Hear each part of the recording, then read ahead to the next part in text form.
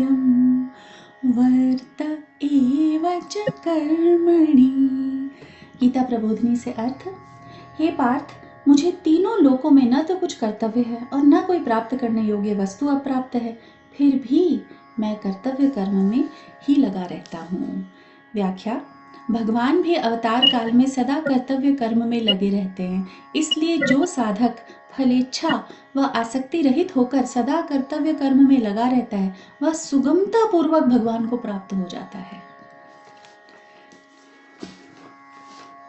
तो अब साधक संजीवनी से प्रश्न है, इसकी तो इस श्लोक की व्याख्या भी इतनी लंबी नहीं थी, तो आई होप सबको समय मिला हो उसको पढ़ने का, वरना आप ग्रंथ सामने रख लीजिए, कोई दिक्कत नहीं है। हमें तो स्वामी जी की वाणी को ही पढ़ना है, सुनना है, कहना है, अभ्यास यही होगा गीता का, तो कोई प्रॉब्लम नहीं है, आप ग्रंथ सामने रखें।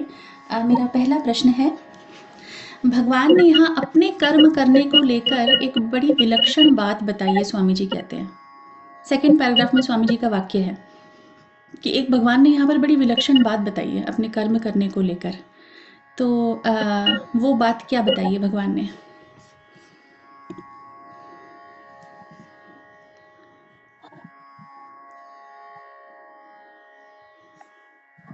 प्रीति जी अग्रवाल। नारायण नारायण। भगवान कह रहे हैं कि मेरे लिए तो कोई भी कर्तव्य करना शेष ही नहीं है, क्योंकि सब कुछ मुझे प्राप्त है। तो सबसे बड़ी बात यही है कि भगवान को कुछ कर्तव्य नहीं करना है, तो भी भगवान लोक संग्रह के लिए सब वो कर रहे हैं ताकि हम भगवान को देखकर सीख सके। सबसे जी मुख्य जी, बात मुझे लगी। ये बिल्कुल ठीक, बिल्कुल ठीक। सत्यनारायण जी बाबूजी, आप भी अपने शब्दों में आंसर दे सकते हैं। जी जी बिल्कुल ठीक बात है, प्रीति जी ने एकदम सही कहा, मुझे भी यही लगा। भगवान यही कह रहे हैं कि मुझे न तो कुछ करना शेष है, इन तीनों लोकों में मुझे कोई कर्तव्य शेष नहीं है, न कोई पाना ही शेष है, फिर भी मैं कर्म मतलब सावधान होकर के करता रहता हूँ। तो ये भगवान जो है वो सबको हमको ये प्रेरित कर रहे हैं कि मनुष्य को हर स्थिति में अपना कर्तव्य कर्म करना चाहिए। बहुत बहुत सुंदर। तो प्रीति जी और बाऊजी ने दोनों ने इसको बहुत अच्छे से विस्तार से बता दिया। मैं रिपीट करती हूँ इन्हीं की बात कि भगवान कोई साधारण मनुष्य तो है नहीं, उनका संबंध खाली इस मनुष्य लोक से भी नहीं है। हमारे तो कर्तव्य जो है वो खाली यहीं तक सीमित हैं। अगर भगवान का सोचें कि डिपार्टमेंट कितने सारे वो हैंडल कर रहे हैं एक साथ, तो भगवान तो स्वर्ग लोक, मृत्यु लोक, पाताल लोक, हर जगह वहाँ पर सदा स्थित हैं। लेकिन त्रिलोकी में भी भगवान के लिए कोई कर्तव्य शेष नहीं है।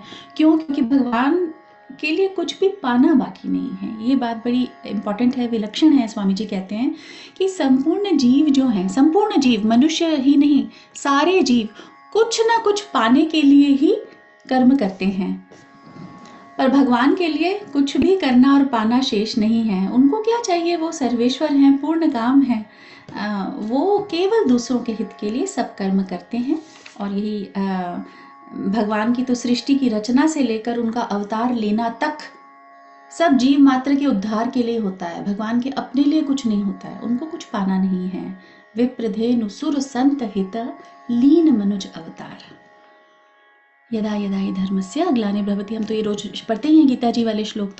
तो भगवान तो अवतार भी हमारे लिए लेते हैं, संपूर्ण जीवों के लिए लेते हैं, सबका भला हो।